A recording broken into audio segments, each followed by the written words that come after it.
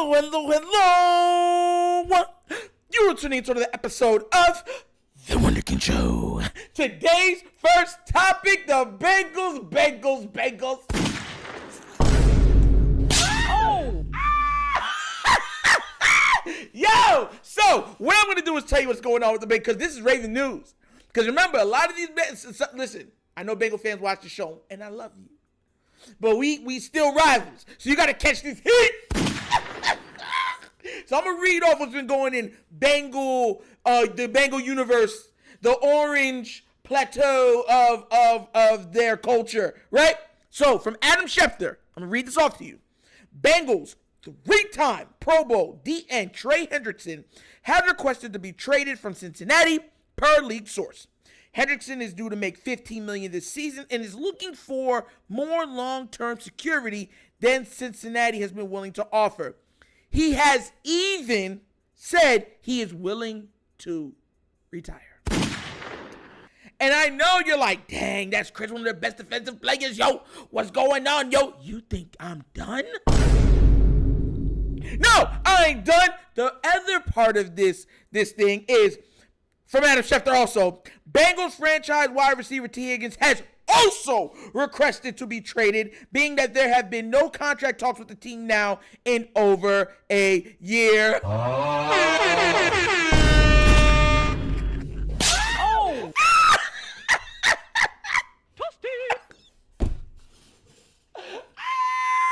Yo! Whodey Nation just like...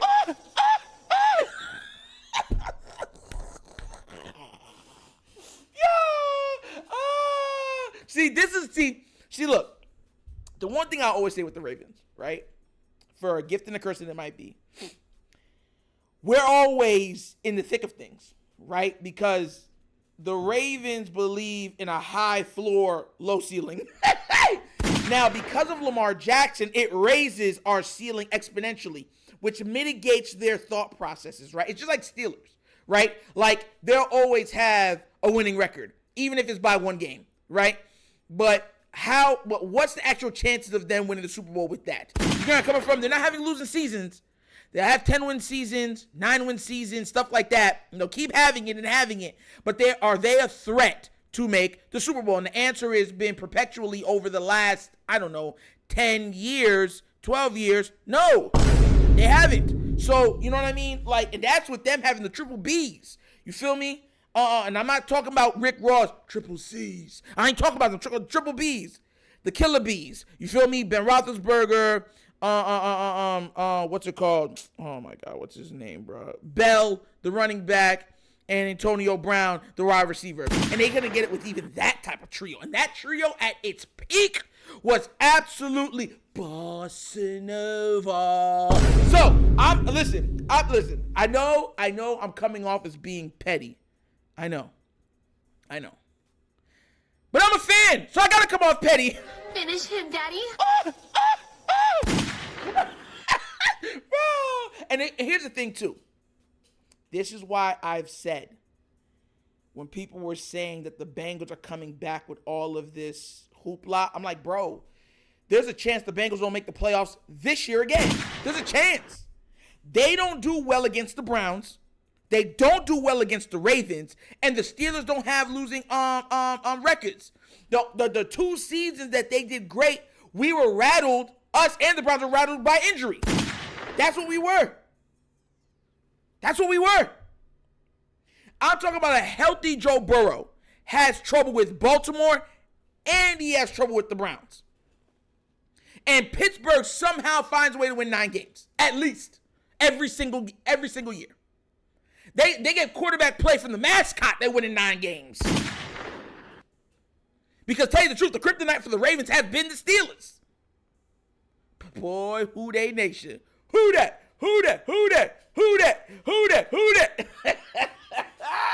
Yay, heavy is the head, right? But this is what I'm trying to tell everybody. Everybody thinks it's easy. This is why I always try to put everything that I say in context. I know how hard it is to build a team. I know how hard it is to keep the players that you want, players that you need. Sometimes you got to let go of players that you really, truly love. That's the nature of the business. I do not undersell anything that these guys have to do. My point is sometimes you have to prioritize over other things. That's always been my statements. And for the Ravens, for me, they have never truly prioritized offense. You know what I mean? So that's always been my spurning, and we're horrible at drafting wide receivers. Like horrible. Like historically horrible. The only team I think that's the only two teams that's more horrible at drafting wide receivers than the Ravens are the Patriots and no. Yeah, the Patriots and the Bears, because all of the Patriots' best receivers of all they all came through free agency. Welker, Moss. The only one that came through draft was Gronkowski, and that's a tight end, not even a wide receiver. Well, drafting wide receivers, those two teams, the only two teams I can think off the top of my head is worse than the Ravens. The Bears have been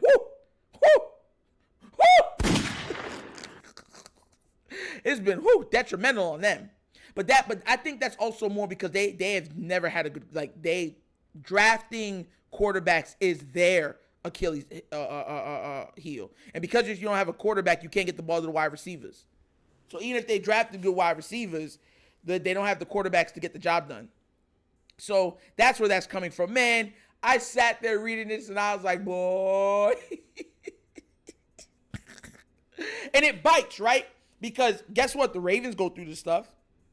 I had a lot of Cincinnati Bengals fans laughing when Queen left, when Jadeveon Clowney left, when Gus left, a lot when almost our entire offensive line left. They were left, and they had that long kiki, like a goofy, yuck. You know what I'm saying? So now I'm just doing back what they were doing to me. But look, that's football. This is why I believe, and honestly, this is another reason why I believe that, it's never all said and done with the AFC North. Listen, I'll say this, and I know that Bengal fans, Brown fans, Steeler fans will agree. If you separated the Steelers, Browns, and Bengals, they would probably lead other divisions almost every year, like how the Ravens be doing with ours, as of right now, since the Lamar era. I can honestly say that. You got to remember, and I use this as a reference point. The 49ers were undoubtedly the best team in the NFC last year. Undoubtedly so. All of their losses came from AFC North teams. Bad losses. Not even close losses. Bad losses. Against all of us. All of us. Steelers, Ravens, Bengals. It's like I think the only team they beat was the Bengals, and I believe that they barely won, and that was without Joe Burrow.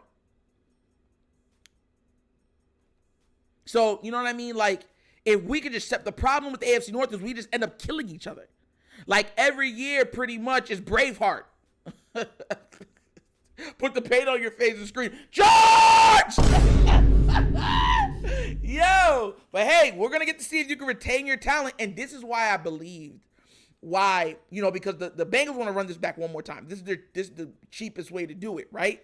To run it back one more time. They're not really paying anybody crazy money right now. So this is the best way to do it. Best time. The only last time they can do it. And this is why I truly believe that they might go all in on the cheap year to get a Justin Jefferson, a Jettis. Or even if they couldn't retain T long term, look to trade him during draft. These are the reasons why I've thought this stuff. And people are saying that they believe the Bengals are going after Bowers, the tight end. So we're going to get to see how that works also if he doesn't come off the board. But I'm telling you right now, they're going to be drafting offense. They're drafting offense. They're looking to whoever it is to be behind T. Higgins or something like that because they got to get somebody to replace Tyler Boyd because they let him go. So they're three-headed monsters down to a two-headed monster. And I'm telling you right now, Joe Burrow wants three-headed monster, even if by the tight end position or another receiver. You know what I'm saying? He wants a three-headed monster. It opens up the field more. So we're going to get to see what they do.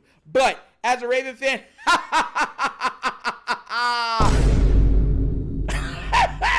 yo, but what do you guys think? Are you surprised that all these Bengal players are asking for trades and trying to get out or being let go?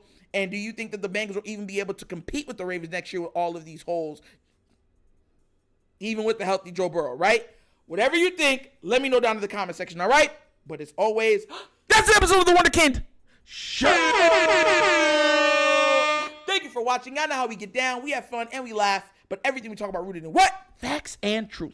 Please do remember, like, subscribe, hit that notification bell, and leave a comment. You know I love the comments. And if you have not done so already, check out the Wonderkind Show's Patreon. Yes, 3 tiers of content goodness waiting for your consumption. Give it a look, give it a try. Let me know what you think. And if you would like to donate to this channel, help out with equipment and such stuff like that, bottom of the screen, QR code. QR code's to a Cash App. Cash App's located in the description of every video that we do. And the name of it is money sign The Wunderkind Show. Super easy.